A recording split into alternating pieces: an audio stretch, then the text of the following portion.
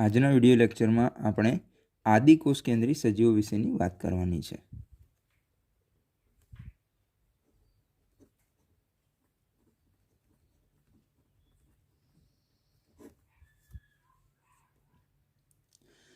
આદિકોષ કેન્દ્રી સજીવો વિશે પહેલા પણ તમે વર્ગીકરણ વિજ્ઞાનની અંદર ભણી ગયા છો કે આદિકોષ કેન્દ્રી કોષો કોને કહેવાય। તો આદિકોષ કેન્દ્રી કોષોની મુખ્ય વ્યાખ્યા જો કરીએ તો જે કોષોની અંદર રહેલ કોષ કેન્દ્ર એ અનાવૃત હોય, કોષ કેન્દ્ર અનાવૃત હોય यानी कि એની આજુબાજુ કોષ કેન્દ્ર પટલ ગેરહાજર હોય, यानी कि સ્પષ્ટ કોષ કેન્દ્ર જોવા મળતું નથી। તો એવા સજીવો જેમની અંદર સ્પષ્ટ કોષ કેન્દ્ર જોવા મળતું નથી, કોષ કેન્દ્ર પટલની ગેરહાજરી છે અથવા તો કોષ કેન્દ્ર એ અનાવૃત છે, કોઈ રચનાથી આવૃત નથી, તો આવા કોષોને આપણે આદિકોષ કેન્દ્રી કોષો તરીકે ઓળખીએ છીએ। જો એમના ઉદાહરણની વાત કરીએ કે ઉદાહરણ તરીકે એવા કયા કયા સજીવો છે, તેમનો મુખ્ય સમુદાય એ કયો છે? બેક્ટેરિયાનો સમુદાય। જે બેક્ટેરિયલ કોષો છે આ બધા કોષો એ આદિકોષ કેન્દ્રી સમુદાયમાં આવશે, આદિકોષ કેન્દ્રી સજીવો છે। यानी कि બેક્ટેરિયા એ કઈ સૃષ્ટિ? તો જો વર્ગીકરણીય વિટેકરની વર્ગીકરણીય સૃષ્ટિના આધારે જોઈએ તો બેક્ટેરિયા એ મોનેરા સૃષ્ટિની અંદર જોવા મળશે। બેક્ટેરિયાની અંદર જોવા મળતા સાયનોબેક્ટેરિયા, જેમને આપણે નીલ હરિત લીલ તરીકે ઓળખીએ છીએ। તો આ નીલ હરિત લીલ એ પણ આદિકોષ કેન્દ્રી સજીવોનું પ્રભુત્વ એટલે કે આદિકોષ કેન્દ્રી સજીવો તરીકે છે। એ સિવાય બીજા કયા છે? તો આદિકોષ કેન્દ્રીના ઉદાહરણ તરીકે માઇકોપ્લાઝમા। માઇકોપ્લાઝમા પણ તમને વર્ગીકરણની અંદર આનો એક ઉલ્લેખ આપેલો છે કે માઇકોપ્લાઝમા એ નાનામાં નાના જીવંત કોષો છે, यानी कि જીવતા સજીવો સ્વરૂપે સૌથી નાના છે અને નાનામાં નાના બનવાનું કારણ શું છે? તો આ સજીવો એ કોષ દિવાલ વિહીન છે। આદિકોષ કેન્દ્રીની આપણે જ્યારે અત્યારે આગળ જતાં વાત કરીશું તો ત્યાં એમની અંદર કોષ દિવાલની ચર્ચા કરીશું, એમની અંદર કોષ દિવાલ હાજર છે, પરંતુ માઇકોપ્લાઝમા એ એવા આદિકોષ કેન્દ્રી છે જેમની અંદર કોષ દિવાલ હાજર નથી, એટલા માટે એમનું સજીવ શરીર એ નાનામાં નાનું છે। એ સિવાય માઇકોપ્લાઝમા એ O2ની ગેરહાજરીમાં જીવન જીવે છે, यानी कि અજારક પ્રકારની સ્થિતિની અંદર,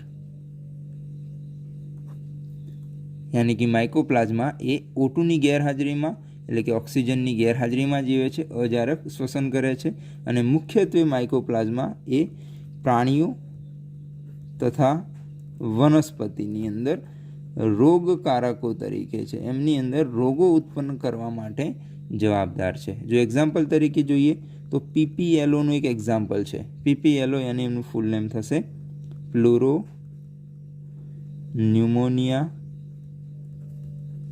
લાઇક ઓર્ગેનિઝમ।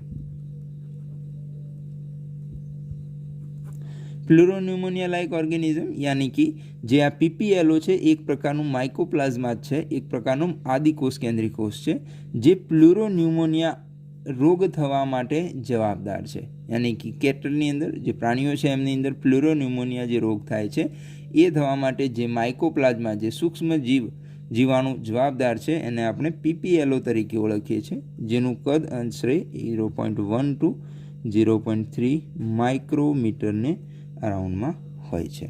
તો આ છે કેટલાક આદિકોષ કેન્દ્રી સજીવોના ઉદાહરણો। હવે જોવાનું છે આદિકોષ કેન્દ્રી સજીવોની લાક્ષણિકતાઓની વાત કરીએ, સામાન્ય લાક્ષણિકતાઓ કે કયા કયા પ્રકારની સામાન્ય લાક્ષણિકતાઓ દરેકે દરેક આદિકોષ કેન્દ્રી કોષોના સજીવોના કોષોમાં જોવા મળે છે। તો પહેલું તો આપણે ચર્ચા કરી ગયા કે આદિકોષ કેન્દ્રી કોષ છે તો એમની અંદર કોષ કેન્દ્ર પટલ ગેરહાજર છે। બીજું છે કે આદિકોષ કેન્દ્રી કોષો એ સુકોષ કેન્દ્રી કોષોની સરખામણીમાં કોષો કરતાં વધારે ઝડપી વિભાજન દર્શાવે છે। વિભાજન यानी कि એકમાંથી બે થવું, પોતાની સંખ્યામાં વધારો કરવો, તો જે આદિકોષ કેન્દ્રી કોષો છે એ સુકોષ કેન્દ્રી કોષોની સરખામણીમાં ઝડપી વિભાજન દર્શાવે છે। એ સિવાય એમના આકારની અંદર પણ ભિન્નતાઓ જોવા મળે છે અને આ ભિન્નતા વિશે જો તમે વર્ગીકરણ વિદ્યા ભણી ગયા છો, ચેપ્ટર નંબર 2નો અભ્યાસ મેળવી લીધો છે, તો એની અંદર તમને બેક્ટેરિયાના ભિન્ન ભિન્ન પ્રકારોની વાત કરી હતી. બેક્ટેરિયાની અંદર આકારના આધારે વિભાજનની વાત કરી હતી. જેમ બેક્ટેરિયાના આકારના આધારે જો વિભાજન જોઈએ તો ત્યાં 4 પ્રકારના વિભાગોની વાત કરી હતી. એક છે બેસિલસ પ્રકારના બેક્ટેરિયા, બીજા જે બેક્ટેરિયાની વાત કરી હતી એ હતા કોકસ પ્રકારના બેક્ટેરિયા, એક પ્રકાર છે વિબ્રિયો અને સ્પાઇરેલિયમ.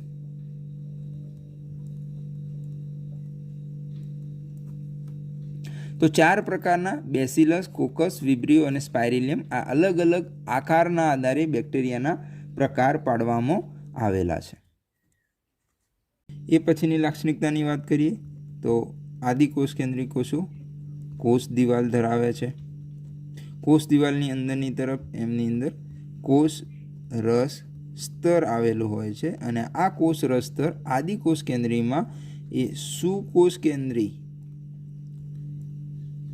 કોષોની અંદર જોવા મળતા રસ સ્તરને સમાન હોય છે. યાની કે એની અંદર આદિકોષ કેન્દ્રીનું કોષ રસ સ્તર સુકોષ કેન્દ્રી કોષોના કોષ રસ સ્તર સાથે ખૂબ જ સમાનતા ધરાવે છે. એ સાથે આની અંદર સ્પષ્ટ એટલે કે પહેલાં જ આપણે ચર્ચા કરી ગયા છે કે કોષ કેન્દ્ર અનાવૃત હોય છે, યાની કે કોષ કેન્દ્ર ધરાવે છે પરંતુ અસ્પષ્ટ હોય છે. અસ્પષ્ટનો અહીંયા મિનિંગ એ જ થશે કે કોષ કેન્દ્ર પટલ ધરાવતા નથી. આંતરિક રીતે કોષ કેન્દ્રની અંદર આનુવંશિક દ્રવ્ય આવેલું હોય છે અને આનુવંશિક દ્રવ્ય તરીકે મુખ્યત્વે ડીએનએની આપણે રચના જોઈ શકીએ છીએ. ડીએનએની સિવાય ક્યારેક આમની અંદર આનુવંશિક દ્રવ્ય ઉપરાંત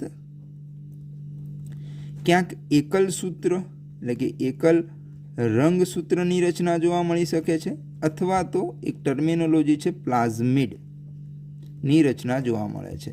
પ્લાઝમિડ શું છે? તો પ્લાઝમિડ એ ડીએનએ જ છે પરંતુ એ વધારાનું ગોળાકાર ડીએનએ છે. ડીએનએ યાની કે જનીન દ્રવ્ય છે પરંતુ જે વધારાનું ગોળાકાર રચનાઓ સ્વરૂપે યાની કે ચોક્કસ ગોળાકાર રચના સ્વરૂપે એના આનુવંશિક દ્રવ્ય સિવાય ઉપરાંત ઘણી બધી સંખ્યામાં, કોઈક વખત 2, 4 અથવા એના કરતાં પણ વધારે સંખ્યામાં આપણને આ ગોળાકાર રચના જોવા મળે છે કોષ કેન્દ્રની અંદર, તો એને આપણે એના પ્લાઝમિડ તરીકે ઓળખીએ છીએ. અને આ પ્લાઝમિડ આગળ જતાં તમે અભ્યાસ કરશો કે પ્રતિજૈવિક દ્રવ્યોના અવરોધનની અંદર મદદ કરે છે. પ્રતિજૈવિક દ્રવ્યો વિશે તમે આગળ જતાં ચર્ચા કરશો કે એન્ટીબાયોટિક્સ જે પદાર્થો છે આ પ્લાઝમિડની અંદર આવેલા જનીનો આ એન્ટીબાયોટિક્સ દ્રવ્યોનું અવરોધન કરે છે જે બેક્ટેરિયાને બાહ્ય પ્રતિકારકતા પૂરી પાડે છે. એ સાથે સાથે આ પ્લાઝમિડ એ કોઈ બાહ્ય પરજાત ડીએનએ છે, એ ડીએનએની કોઈ આદિકોષ કેન્દ્રી કોષોમાં ઓળખ કરાવી છે. જે બાયોટેકનોલોજીનો સિદ્ધાંત છે, આ પ્રતિજૈવિક દ્રવ્યોનું અવરોધન એ પણ બાયોટેકનોલોજીની અંદર મદદ કરતા છે. એ સિવાય પ્લાઝમિડ એ બાહ્ય પરજાત ડીએનએની આદિકોષ કેન્દ્રી કોષમાં ઓળખ કરાવવા માટે જરૂરી છે. એ પણ આપણે બાયોટેકનોલોજી અંતર્ગત તમે આને ડિટેલમાં અભ્યાસ કરશો. એ પછી લાક્ષણિકતાઓમાં જોવા મળતી એક અંગિકા છે જેને આપણે રિબોઝોમ્સ તરીકે ઓળખીએ છીએ. રિબોઝોમ્સ અંગિકા જે આદિકોષ કેન્દ્રી કોષોમાં પણ જોવા મળે છે અને આ જ અંગિકા સુકોષ કેન્દ્રી કોષોમાં પણ જોવા મળે છે. તો આ એક એવી અંગિકા છે જે આદિકોષ કેન્દ્રી અને સુકોષ કેન્દ્રી કોષો બંનેમાં જોવા મળતી રચના છે. એ સિવાય આદિકોષ કેન્દ્રની વિશિષ્ટતા તરીકે મેસોઝોમ્સ એક એવી અંગિકા છે જે ફક્ત આપણને આદિકોષ કેન્દ્રી કોષોમાં જોવા મળે છે અને આ આદિકોષ કેન્દ્રી કોષોની વિશિષ્ટતા તરીકે છે, એટલે કે આદિકોષ કેન્દ્રી કોષોમાં એક વિશિષ્ટતા તરીકે જોવા મળે છે. તો આ છે આદિકોષ કેન્દ્રી કોષોની સામાન્ય લાક્ષણિકતાઓ. હવે આપણે આના આગળ જતાં આ ટોપિકની અંદર એમના દરેક ભાગોને થોડાક વધારે ડિટેલમાં જોવાના છે. તો સૌ પ્રથમ જે ભાગની વાત કરવાની છે એ આદિકોષ કેન્દ્રી કોષોનું કોષીય આવરણની વાત કરવાની છે કે કોષીય આવરણ કોષની બહારની તરફ કેવું આવરણ ધરાવે છે અથવા ત્યાં કયા પ્રકારના રૂપાંતરણો ધરાવે છે જે આ આદિકોષ કેન્દ્રી કોષોને મદદરૂપ છે. તો જો કોષીય આવરણની વાત કરીએ તો આમની અંદર 3 રક્ષણાત્મક સ્તરો આવેલા હોય છે અને આ સ્તરો મુખ્યત્વે આદિકોષ કેન્દ્રી કોષો યાની કે બેક્ટેરિયામાં જોવા મળશે, જેમાં સૌપ્રથમ બહારનું સ્તર છે જે સખત રચનાનું બનેલું હોય છે, યાની કે જે બાહ્ય સ્તર છે, જે સખત સ્તર છે, જેને ગ્લાયકોકેલિક્સ તરીકે ઓળખવામાં આવે છે. તો સૌથી બહારનું સ્તર ગ્લાયકોકેલિક્સ સખત રચનાનું બનેલું હોય છે. હવે આ સ્તર એ અલગ અલગ પ્રકારના આદિકોષ કેન્દ્રીમાં થોડાક વિભાજિત થોડુંક જુદું જુદું જોવા મળે છે. જેમ ક્યારેક કોઈકની અંદર આ સ્તર શ્લેષ્મ સ્તર તરીકે જોવા મળે છે. શ્લેષ્મ સ્તર યાની કે જે શ્લેષ્મવાળું ચિકાસવાળું હોય છે, યાની કે આ એક પ્રકારની શિથિલ રચના સ્વરૂપે જોવા મળશે, જે શ્લેષ્મ ચિકાસવાળું હોવાથી યજમાન કોષો સાથે જ્યારે ચોંટી રહેવાની વાત આવે છે તેની સાથે ચોંટી રહેવા મદદરૂપ થાય છે, યાની કે શ્લેષ્મ સ્તર ચોંટી રહેવામાં મદદરૂપ કરે. જ્યારે જે બેક્ટેરિયાને યજમાન કોષો સાથે રહી અને પોષણ મેળવવાનું હોય છે, યજમાન કોષો સાથે રહી અને જીવન જીવતા હોય છે, તો એમની અંદર આ બહારનું આવરણ ગ્લાયકોકેલિક્સ એ શ્લેષ્મ સ્તર સ્વરૂપે આપણને જોવા મળી શકે છે. એ પછીનું ગ્લાયકોકેલિક્સ યાની કે સૌથી બહારનું સ્તર જે બીજા પ્રકારે વિભેદન પામેલ હોય છે, જેને કહેવામાં આવે છે પ્રાવર અથવા તેને બીજા શબ્દોમાં કેપ્સ્યુલ તરીકે ઓળખવામાં આવે છે. આ સ્તર ખૂબ જ સખત હોય છે અથવા તો ઘણું જાડું અને મજબૂત સ્તર હોય છે, જે સખત અને જાડું હોવાના લીધે બેક્ટેરિયા પર બહારથી કોઈ આક્રમણ થતું હોય, આક્રમણ યાની કે કોઈ વાયરસનું આક્રમણ થતું હોય અથવા તો કોઈ ફેગોસાઇટ્સ, કોઈ વાયરસ અથવા ફેગોસાઇટ્સનું જો આક્રમણ થતું હોય તો આ રોગકારકો સામે બેક્ટેરિયાને રક્ષણ આપવા માટે સૌથી બહારનું જે રાસાયણિક અને જાડું સ્તર છે એ પ્રાવર તરીકે જોવા મળી શકે છે. એટલા જ માટે આપણને આ આદિકોષ કેન્દ્રી સજીવો વિશ્વની અંદર દુર્લભ જગ્યાઓ જ્યાં સુકોષ કેન્દ્રી સજીવોનું જીવન સંભવ નથી એવી જગ્યાએ પણ જોવા મળી શકે છે. એ પછીનું જે બીજું સ્તર છે એ બીજા સ્તરને કહેવામાં આવે છે એની કોષ દિવાલની રચના. તો બહારનું સ્તર જે ગ્લાયકોકેલિક્સ તરીકે ઓળખાય છે, પછીનું સ્તર જેને આપણે કોષ દિવાલ તરીકે ઓળખીએ છીએ. આ સજીવોમાં મુખ્યત્વે કોષ દિવાલ એ પોલીસેકેરાઇડ તથા એમિનો એસિડની બનેલી હોય છે, જેમની અંદર ગ્લાયકોજનનો અભાવ હોય છે. જે આ કોષ દિવાલ છે એ આ કોષોનો આકાર નક્કી કરવામાં મદદ કરે છે, એટલે કે એમનો આકાર નક્કી કરી આપે છે. સાથે સાથે આ કોષોને બાહ્ય રક્ષણ પૂરું પાડે છે અને બહારથી કોઈ પર્યાવરણીય દબાણ અથવા આંતરિક કોઈ દબાણ હોય એનાથી આ કોષોને તૂટતા રોકે છે, તો તૂટી જતા રોકી શકે છે, એટલે કે કોષોને થતા નુકસાનથી બચાવે છે. તો જે આ કોષીય આવરણોનું બીજું સ્તર છે. એ પછીનું જે થર્ડ સ્તર છે, ત્રીજું સ્તર છે, જેને આપણે કોષ રસ સ્તર તરીકે ઓળખીએ છીએ, જે સૌથી અંદરનું સ્તર છે, યાની કે બેક્ટેરિયલ કોષોની જો વાત કરીએ તો સૌથી અંદરનું સ્તર કોષરસ સ્તર તરીકે છે. અને આ કોષરસ સ્તર એ સુકોષ કેન્દ્રી કોષોની સાથે સુકોષ કેન્દ્રી કોષો છે આ કોષો સાથે સમાનતા ધરાવે છે, યાની કે એમની જે રચના છે એ સમાન રચનાઓ છે. જો એમના રચનાકીય ઘટકની વાત કરીએ તો કોષરસ સ્તર એ ફોસ્ફોલિપિડની બનેલી રચના છે, જે સુકોષ કેન્દ્રીઓ જેવું જ છે, યાની કે અહીંયા પણ આ કોષરસ સ્તર એ બેક્ટેરિયાને અર્ધ પ્રવેશશીલ પટલ તરીકે મદદ કરે છે.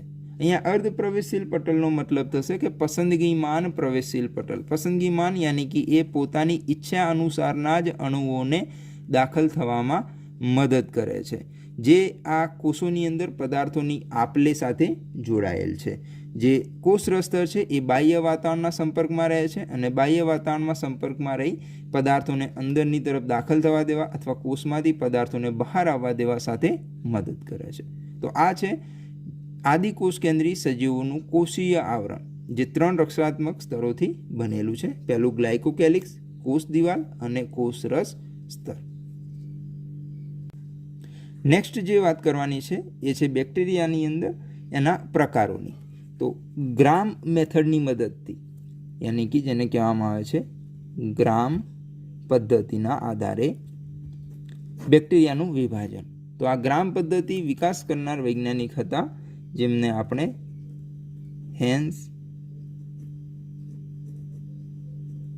ક્રિસ્ટિયન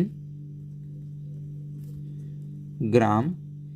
જે આ હેન્સ ક્રિસ્ટિયન ગ્રામ હતા એ ડેનિશના વતની હતા, ડેનિશના એક ફિઝિશિયન હતા, જેમને આ ગ્રામ પદ્ધતિનો વિકાસ કર્યો. ગ્રામ પદ્ધતિ શું છે? તો ગ્રામે એક ચોક્કસ પ્રકારના અભિરંજનનો વિકાસ કર્યો. એક ચોક્કસ અભિરંજકની મદદથી જો બેક્ટેરિયાને અભિરંજિત કરવામાં આવે છે તો અભિરંજિત થતા બેક્ટેરિયા એ ચોક્કસ પ્રકારનો રંગ ઉત્પન્ન કરે છે અને આ રંગ ઉત્પન્ન થવાની પદ્ધતિના આધારે બેક્ટેરિયાને વિભાજિત કરવામાં આવે છે. તો જે બેક્ટેરિયા અભિરંજકો, જે ગ્રામ અભિરંજકના આધારે વિભાજિત થાય છે, એના 2 પ્રકારે વિભાજન આપવામાં આવેલું છે કે જે બેક્ટેરિયા આ અભિરંજકને શોષી શકે છે, યાની કે એનો શોષી લે છે, તો એવા બેક્ટેરિયાને ગ્રામ પોઝિટિવ બેક્ટેરિયા તરીકે ઓળખવામાં આવે છે. અને જે બેક્ટેરિયા આ અભિરંજકને શોષી શકતા નથી, તો આવા બેક્ટેરિયાને ગ્રામ નેગેટિવ બેક્ટેરિયા તરીકે ઓળખવામાં આવે છે. તો આ ગ્રામ અભિરંજકની મદદથી હેન્સ ક્રિસ્ટિયન ગ્રામ દ્વારા વિકાસ કરવામાં આવેલી પદ્ધતિ છે, જે બેક્ટેરિયાની અથવા જે આદિકોષ કેન્દ્રી કોષો છે એમની કોષ દિવાલના આધારે એ અભિરંજકના શોષવાની શક્તિના આધારે, એટલે કે કોષ દિવાલના લીધે અભિરંજકને શોષી શકશે કે નહીં શોષી શકે, જેના આધારે એમને વિભાજન આપવામાં આવેલું છે ગ્રામ પોઝિટિવ બેક્ટેરિયા અને ગ્રામ નેગેટિવ બેક્ટેરિયા તરીકે, જે આપણને ચોક્કસ પ્રકારના બેક્ટેરિયાની ઓળખ કરવામાં અથવા તો એમના વર્ગીકરણ કરવાની અંદર મદદ કરે છે. એ સિવાય આદિકોષ કેન્દ્રી કોષોની વાત કરીએ તો આદિકોષ કેન્દ્રી કોષોની અંદર જે અંગિકા આવેલી છે એક છે, જે એની વિશેષતા છે એની વાત કરવાની છે, જે છે મેસોઝોમ્સ. મેસોઝોમ્સ એ આદિકોષ કેન્દ્રી કોષોમાં આવેલી વિશિષ્ટ પટલમય અંગિકા છે. કેવી અંગિકા છે? તો પટલમય રચના છે. જે પટલ ધરાવતી રચના ક્યાંથી નિર્માણ પામે છે? તો માની લઈએ કે આ કોઈ બેક્ટેરિયલ કોષ છે જેનું કોષ દિવાલ છે.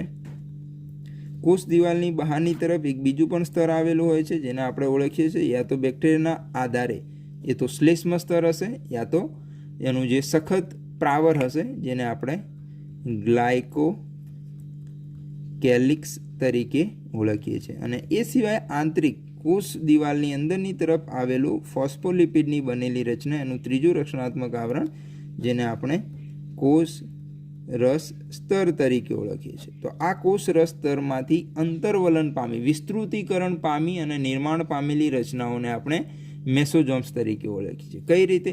તો અહીંયાથી નિર્માણ પામેલી રચનાઓ યા તો અંદરની તરફ પુટિકાઓ સ્વરૂપે જોવા મળી શકે છે, નાની નાની ગોળાકાર રચનાઓ સ્વરૂપે, યા તો અહીંયાથી અંતર્વલન પામી અને ચોક્કસ નલિકા સ્વરૂપે વિકાસ પામેલી જોવા મળી શકે છે, યા તો ચોક્કસ પ્રકારની પટલો સ્વરૂપે, અહીંયા કોઈ ચોક્કસ પ્રકારના લાંબા પટલ સ્વરૂપે આપણને જોવા મળી શકે છે. તો પુટિકાઓ સ્વરૂપે, નલિકાઓ સ્વરૂપે અથવા પટલો સ્વરૂપે જે અંદરનું કોષ રસ સ્તર છે એ વિકાસ પામે છે. તો આ નિર્માણ પામેલી રચનાઓને આપણે મેસોઝોમ્સ તરીકે ઓળખીએ છીએ, જે કોષને ઘણા બધા કાર્યોની અંદર મદદરૂપ થાય છે. જો એમના કાર્યોની વાત કરીએ તો અહીંયા આ જે મેસોઝોમ્સ છે એ કોષ દિવાલના નિર્માણમાં મદદરૂપ થાય છે, યાની કે જે આદિકોષ કેન્દ્રી કોષો છે એમના કોષ દિવાલના નિર્માણમાં મદદરૂપ થઈ શકે છે. ડીએનએ સ્વયંજનન, આગળ જતાં તમે અભ્યાસ કરશો ડીએનએ સ્વયંજનન વિશે, અત્યારે થોડીક વાત કરી લઈએ તો ડીએનએ સ્વયંજનન એ ડીએનએ જે આ કોષોની અંદર આવેલું એમનું આનુવંશિક દ્રવ્ય છે, આ આનુવંશિક દ્રવ્યને બેવડાવવું, યાની કે આની એવી ને એવી જ એક નકલ બનાવવાની ઘટના, એક્ઝેક્ટલી ઝેરોક્સ કોપી બનાવવાની ઘટનાને ડીએનએના સ્વયંજનનની ઘટના કહેવામાં આવશે. યાની કે એક ડીએનએ પહેલાં જ હતું એવું ને એવું બીજું જ એની ઝેરોક્સ બનાવી આ ઘટનાને એના સ્વયંજનન તરીકે ઓળખવામાં આવે છે. એ સિવાય શ્વસન પ્રક્રિયાની અંદર મદદરૂપ છે, ક્યારેક આ સ્ત્રાવી પ્રક્રિયાઓની અંદર પણ મદદ કરે છે અને ઉત્સેચકોને સ્ત્રાવ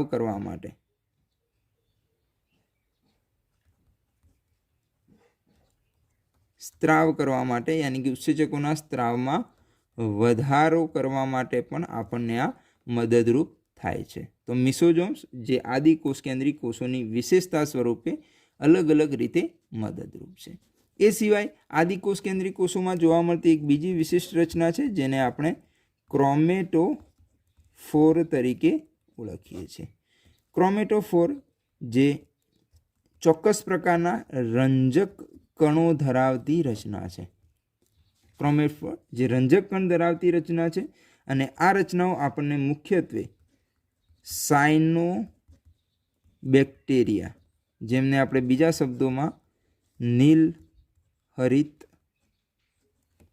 લીલ તરીકે ઓળખીએ છીએ, આ નીલ હરિત લીલની અંદર એના કોષ રસ પટલ સાથે જોડાયેલી રચના છે. તો ક્રોમેટોફોર જે કોષ રસ પટલ સાથે જોડાયેલી રચના છે, જે રંજક કણો ધરાવે છે. આ પણ રચનાઓ આપણને ક્યારેક આદિ કોષ કેન્દ્રી કોષોની અંદર જોવા મળે છે. નેક્સ્ટ જે વાત કરવાની છે બેક્ટેરિયાના ઉપાંગોની વાત કરવાની છે.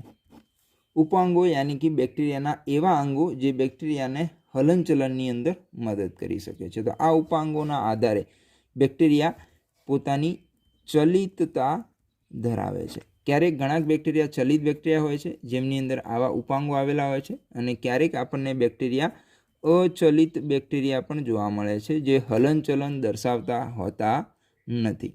તો ચલિત બેક્ટેરિયાના ઉપાંગોની વાત કરીએ તો સૌપ્રથમ આપણને એક રચના જોવા મળે છે જેને આપણે કસા તરીકે ઓળખીએ છીએ. તો આ કસા એ બેક્ટેરિયાને એક જગ્યાએથી બીજી જગ્યાએ હલનચલનની અંદર મદદ કરે છે. કસા શું છે? તો બેક્ટેરિયલ કોષની અંદર એના જે કોષ રસ્તર છે ત્યાંથી ઉદ્ભવેલી એક લંબાયેલી રચના છે જેને આપણે કસા તરીકે ઓળખીએ છીએ. અને આ કસા એ બેક્ટેરિયાને હલનચલનમાં મદદ કરશે. તો કોષ દિવાલ પરથી ઉદ્ભવ પામેલો તંતુમય એક પટલમય રચના જે કસા છે. આ કસાની જે સંખ્યા છે કે એક બેક્ટેરિયામાં કેટલી કસા હોય, એક બેક્ટેરિયામાં એક કસા હોઈ શકે, એકથી વધારે પણ હોય છે, કોઈની અંદર 2, કોઈની અંદર 8 આવી પણ કસાઓ જોવા મળે છે.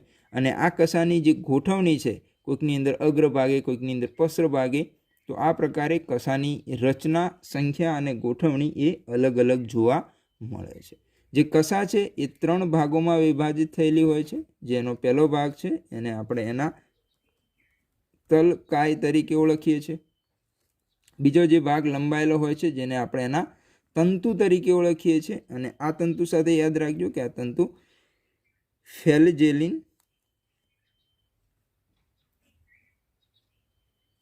ફ્લેજેલિન પ્રોટીનની બનેલી રચના છે. જે તંતુ છે એ ફ્લેજેલિન પ્રોટીનની રચના છે. અને થર્ડ જે એનો ભાગ છે જેને આપણે અંકુશ તરીકે ઓળખીએ છીએ. તો કસા જે 3 ભાગોની બનેલી રચના છે.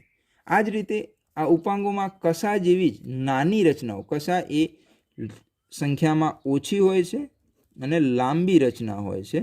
જ્યારે સંખ્યાની અંદર વધારે અને કદમાં નાની રચનાઓની જો વાત કરીએ તો એવી 2 અન્ય રચનાઓ પણ આપણને જોવા મળે છે જેને આપણે પીલી અને ફિબ્રી તરીકે ઓળખીએ છીએ.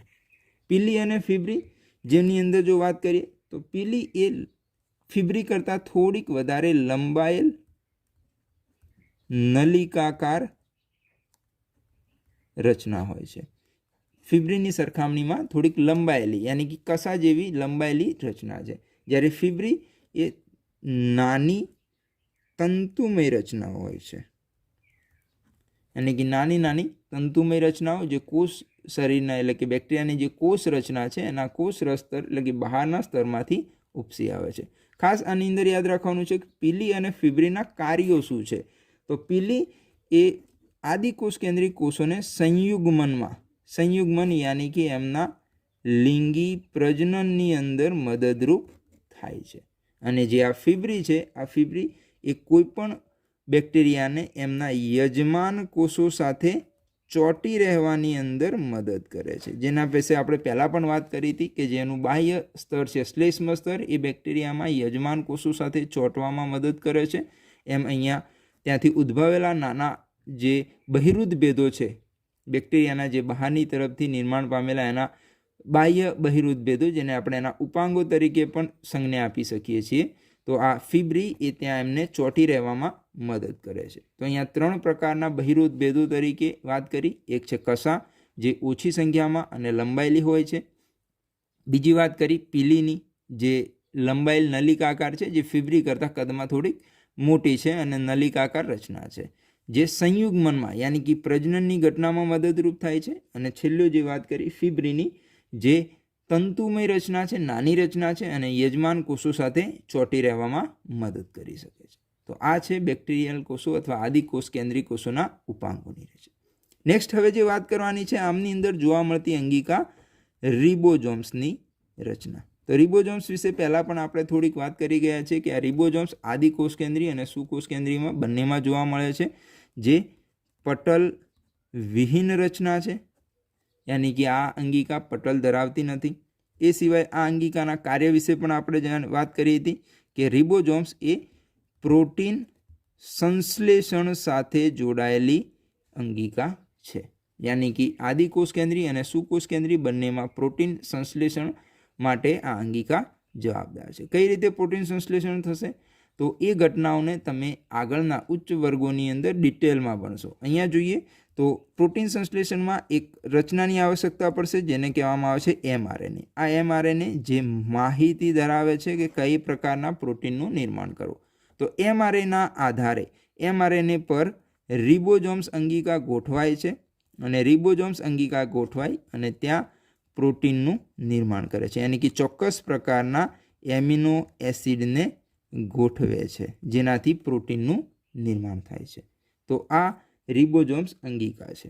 જો એમના કદની વાત કરીએ તો આદિકોષ કેન્દ્રીયમાં રિબોઝોમ્સની અંદર 2 ભાગ હોય છે. એક 50S પ્રકારનો, યાની કે આ એનું કદ છે એસ સબસ્ટાન્સ તરીકે એક કદની વ્યાખ્યા ધરાવે છે. સાથે એક બીજો ભાગ હોય છે પેટા એકમ તરીકે 30S, અને આ બંને પેટા એકમો એકબીજા સાથે જોડાય અને જે સંપૂર્ણ અંગિકાની રચના બનાવે છે, જે 70S તરીકે ઓળખાય છે. તો આદિકોષ કેન્દ્રીય કોષોમાં જોવા મળતું રિબોઝોમ્સ અંગિકા એ 70S પ્રકારનું રિબોઝોમ્સ હોય છે. અહીંયા એક બીજો ટર્મ વિશે પણ થોડુંક યાદ રાખવાનું છે. રિબોઝોમ્સ જ્યારે ક્યારેક એમને પોલીઝોમ્સ તરીકે પણ ઓળખવામાં આવે છે, અથવા તો એમને પોલીરિબોઝોમ્સ તરીકે પણ ઓળખવામાં આવે છે. પોલીઝોમ્સ અથવા પોલીરિબોઝોમ્સનો મતલબ શું થશે? તો જ્યારે આ ભાષાંતરની પ્રક્રિયાની અંદર જે mRNA આવે છે, મેસેન્જર RNA, જેની ઉપર માહિતી ગોઠવાયેલી હોય છે, તો આ mRNAની જે રચના છે, જેમાં 5S થી 3Sનો છેડો હોય છે, જેનો આપણે પાછળથી ડિટેલમાં તમે ખ્યાલ મેળવશો. તો જો આ મેસેન્જર RNAની રચના ઉપર જો એક જ રિબોઝોમ્સ ગોઠવાય છે, તો એ રિબોઝોમ્સ દ્વારા ભાષાંતર થશે. પરંતુ જ્યારે આવી રીતે એક mRNA ઉપર એકથી વધારે રિબોઝોમ્સની ગોઠવણી થયેલી જોઈ શકીએ છીએ, તો આવી બનતી રચનાને યા તો પોલીઝોમ્સ તરીકે અથવા તો પોલીરિબોઝોમ્સ તરીકે ઓળખવામાં આવે છે. યાની કે એક mRNA ઉપર એકથી વધારે રિબોઝોમ્સ ગોઠવાય છે ત્યારે તેને પોલીઝોમ્સ તરીકે ઓળખવામાં આવે છે. નેક્સ્ટ જે વાત કરવાની છે કે આદિકોષ કેન્દ્રીય કોષોમાં જોવા મળતી સૂક્ષ્મ રચનાઓની, જેને આપણે સૂક્ષ્મકાય તરીકે ઓળખીએ છીએ. તો આદિકોષ કેન્દ્રીય કોષોમાં જોવા મળતી સૂક્ષ્મ રચનાઓ જે ચોક્કસ પ્રકારની આરક્ષિત રચનાઓ હોય છે, જે ચોક્કસ પ્રકારના પદાર્થોના સંયોજનથી બનેલી રચનાઓ હોય છે. એટલે એની કે એક નાની નાની કણ સ્વરૂપે સૂક્ષ્મ રચનાઓ જોવા મળે છે. જેવી સૂક્ષ્મકાય રચનાઓના ઉદાહરણ તરીકે જોઈએ તો આપણને અહીંયા ક્યારેક ફોસ્ફેટની બનેલી કણિકાઓ જોવા મળે છે, યાની કે ફોસ્ફેટ કણિકાઓ. એ સિવાય આપણને અહીંયા સાયનોફાઇસિન કણિકાઓ પણ જોવા મળી શકે છે.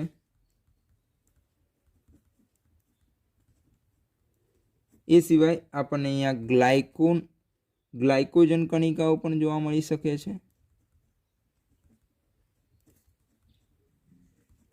તો આ નાની પુટિકાઓ જેવી, આવી રીતે સૂક્ષ્મ પુટિકાઓ જેવી, સૂક્ષ્મ ગોળાકાર રચનાઓ જેવી જે આરક્ષિત રચનાઓ હોય છે, જેની અંદર આવા ફોસ્ફેટ પદાર્થો, સાયનોફાઇસિસ, ગ્લાયકોજન જેવા પદાર્થો સંગ્રહ પામેલા હોય છે, જેને આપણે સૂક્ષ્મકાય તરીકે ઓળખીએ છીએ. એ સિવાય સૂક્ષ્મકાયની જેમ એક બીજી વિશિષ્ટ રચના તરીકે વાત રસધાનીની રચના જોવા મળે છે. ખાસ કરીને આ વાત યાદ રાખવાની છે કે વાત રસધાની અથવા વાયુયુક્ત રસધાની આદિકોષ કેન્દ્રીય કોષોમાં ક્યાં જોવા મળે છે. તો એના ઉદાહરણ તરીકે છે, એક છે નીલ, હરિત, લીલ, જેને બીજા શબ્દોમાં આપણે સાયનોબેક્ટેરિયા તરીકે ઓળખીએ છીએ. અને એ સિવાય આપણને આ રચનાઓ પ્રકાશ સંશ્લેષી બેક્ટેરિયાની અંદર જોવા મળી શકે છે. કયા બેક્ટેરિયા પ્રકાશ સંશ્લેષી? તો જે જાંબલી અને લીલા પ્રકાશ સંશ્લેષી બેક્ટેરિયા છે, આમની અંદર આપણને એક વિશિષ્ટ રચના સ્વરૂપે વાત રસધાની અથવા વાયુયુક્ત રસધાની જોવા મળે છે. તો આજે અહીંયા આપણે આદિકોષ કેન્દ્રીય કોષ અને એની અંદર જોવા મળતી વિશિષ્ટ રચનાઓની વાત કરી.